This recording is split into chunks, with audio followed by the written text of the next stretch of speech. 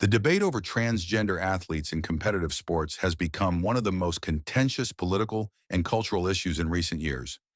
Maine Governor Janet Mills has stood by policies that allow transgender athletes to compete according to their gender identity, aligning with broader democratic and progressive values on LGBTQ+ rights. Meanwhile, former President Donald Trump has taken an opposing stance, advocating for policies that restrict transgender women from participating in female sports. Recently, Trump escalated the conflict by threatening legal action against Mills, declaring, Every state, good, I'll see you in court. I look forward to that. That should be a real easy one. this statement reinforces his broader political strategy of using cultural flashpoints to mobilize his conservative base. This dispute touches on three key areas: legal precedent, fairness in competition, and states' rights. Federal courts have been increasingly involved in cases related to transgender rights, particularly in education and athletics. Title IX, the federal law prohibiting sex-based discrimination in schools, has been interpreted differently depending on the administration in power. Under the Biden administration, there has been a push to include gender identity under Title IX protections, aligning with Mills's stance.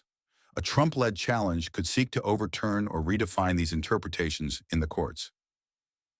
Fairness in competition.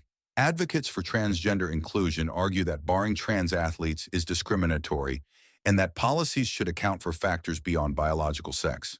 However, critics, including many within the sports community, argue that biological differences in muscle mass, bone density, and physical endurance could create an uneven playing field.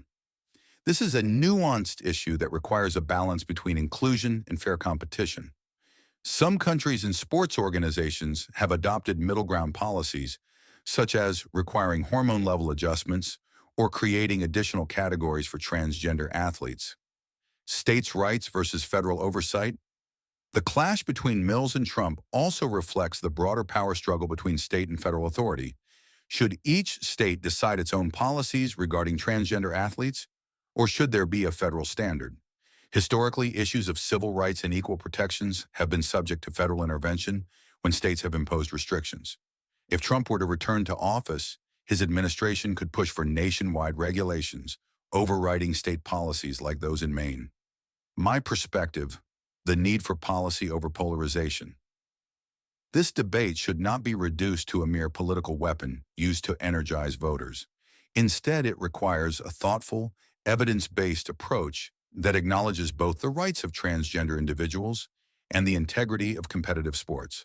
A balanced policy should be based on science, fairness, and inclusivity rather than ideological extremes. Legal battles will likely take years to resolve, but a solution must involve direct input from medical experts, sports organizations, and affected athletes themselves. Maine's policy reflects a progressive stance on inclusivity, but the absence of clear national standards leaves room for legal challenges and political exploitation. The road ahead if this issue reaches the courts, it could set a major precedent for transgender rights in athletics nationwide. Regardless of political leanings, it is crucial to approach this issue with respect, informed debate, and a willingness to find common ground. What do you think? Should states set their own policies, or should there be a federal standard for transgender athletes? Let me know your thoughts.